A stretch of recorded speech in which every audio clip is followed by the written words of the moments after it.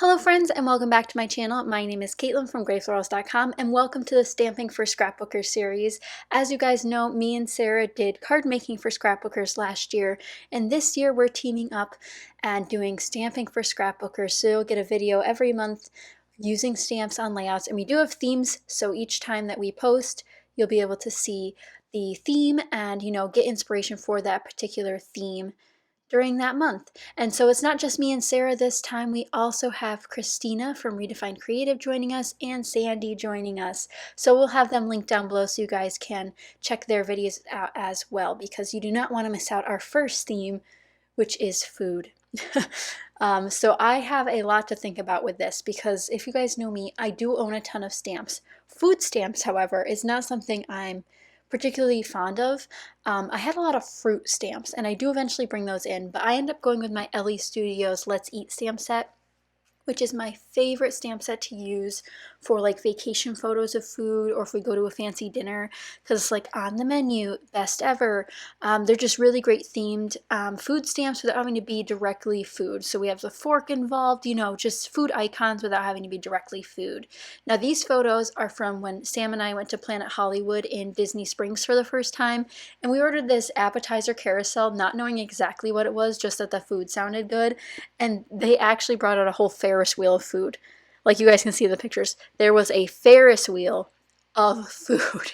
Now there weren't pictures of it in the menu, we just thought, oh, that's what they're calling it, it's fun, themed, But let me tell you, it was a Ferris wheel. It didn't move, like you couldn't rotate it or anything, but each of the plates had their own little spot, and it was a Ferris wheel of food, and I still can't believe that that's what it was. But it was really good, and I thought it'd be fun to do another collage type of layout. Now, I haven't done one of these in a while, but essentially use your embellishments to create a collage element. It's sort of like the vision board layout that I created a little while ago, and using that to sort of create interest on the layout around the photos. Now, instead of pulling in another pattern paper, and if you guys didn't see, I used a Pink Fresh Studio Dream On paper for my background. I think I've used this paper at least twice before for a background. So we're back again, but this is my last sheet of it, so I'm really glad to have that done. And instead of bringing in more pattern paper, I decided to layer up my washi tape instead, which I think a lot of people forget that washi tape can serve just like pattern paper can as layers under photos. So I used a teal washi tape from Target, an orange washi tape from Recollections, I believe, and then the Bella Boulevard scalloped washi tape. And I didn't do 3 layers at the top and bottom, just 3 layers on the bottom and then 2 at the top with the scallop again, sort of to give it a closure. Those scallops kind of keep in the rest of the elements. And this does get covered quite a bit, which originally I didn't intend for it to. I thought things would be tucked in more, different heights, some more spaces, but that didn't end up happening. And I cover a lot of it, but the bottom still remains and gives that color and interest that I wanted from the washi tape. So I did pull out my stamp sets, and then I realized I wanted to start stamping on some of the labels that I'd pulled out, but none were big enough for my main stamp, which said Let's Eat. So I pull out my die cut binders and start looking through for one that's large enough. And every time I did find one, it wasn't the right color, or it was super cream based, and I didn't want to bring in too much cream because the background was white.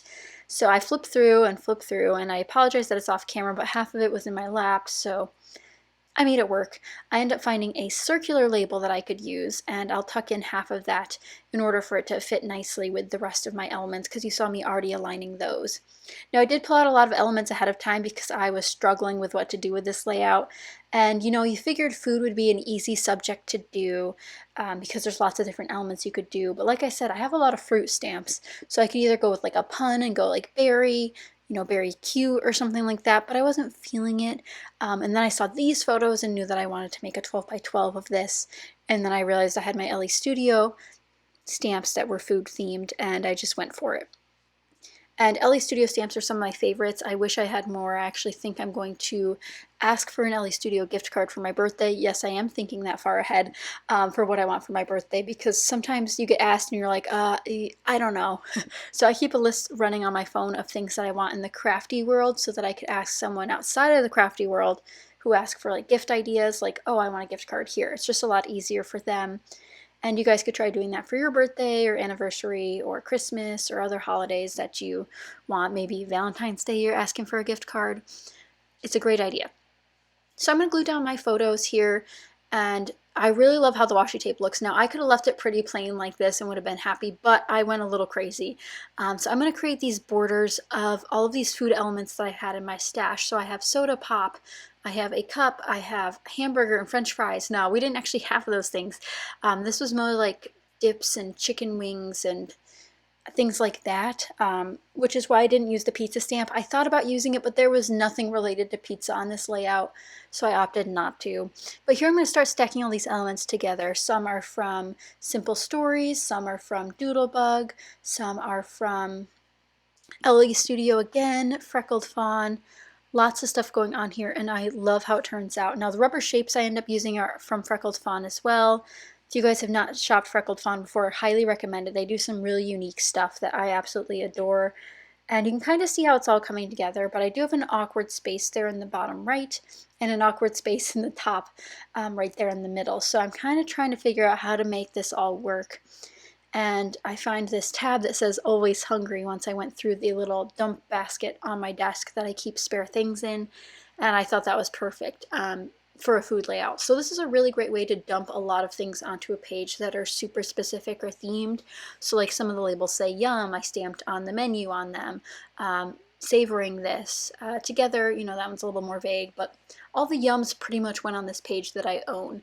I don't do a ton of food layouts, but I do enjoy the ones that I do get to create. And we don't often take pictures of our food, but when it's on a Ferris wheel, you're going to take a picture of the food. So there's a picture of us each with the Ferris wheel, and then one of us just in front of Planet Hollywood. And again, this is I believe the first Planet Hollywood I've been to. I believe there are several, but this one's the one in Disney Springs.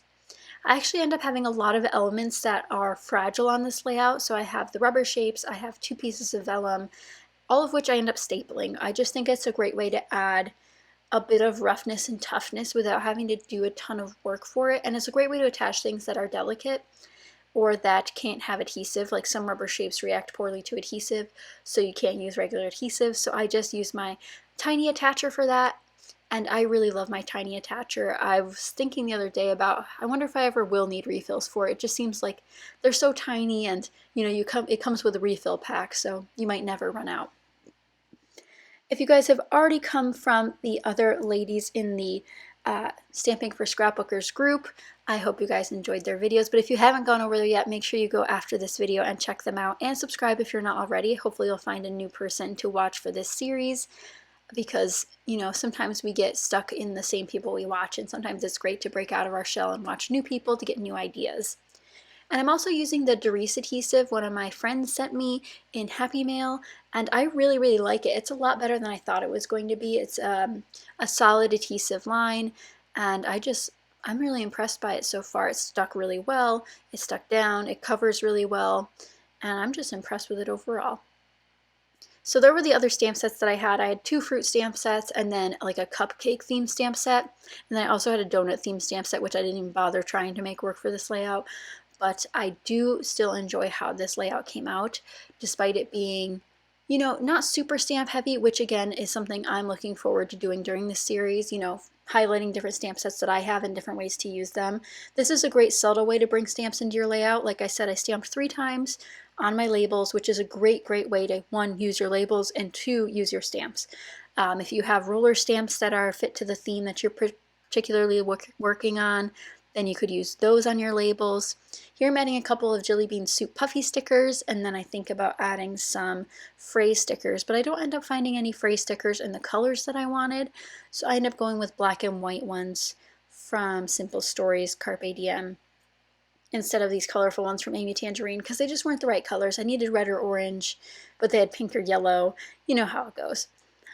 But I'm really happy with how this layout turned out. It is quite busy. It is kind of product heavy, but it's also a mix of products, and they're all about the same topic. So I had summer themed things and food themed things. Those are the main lines here, but definitely food themed. And I think Illustrated Faith is also on here. Like I said, Bella Boulevard, Freckled Fawn, Jelly Bean Soup. If you guys don't know, I love mixing my collections. That is my #1 thing to do, is mix and match things, and I just adore how this came out. Then I figured I should probably put a title on this, so I ended up just going with what I think is a really funny title, but probably isn't to most people, and I just go for Wowza. We were instantly impressed when we saw them bringing this over because we had no idea. But I used the other asterisk pieces from this thicker set to add a little bit more of that glitter teal. And here are the close-ups. I can't believe how it turned out. It was a labor of love putting all these label pieces together along the edges of my photo, but I do enjoy how it came out, and I hope you guys did too. Just a little bit of stamping this episode, but stay tuned for more, and make sure you subscribe to see future episodes of Stamping for Scrapbookers and everything else I have lined up for my channel for the rest of January and into February. But I hope you guys enjoyed. If you did, be sure to give a thumbs up and subscribe, and don't forget to check out everyone linked down below so you guys can watch their beautiful pages as well. Bye guys!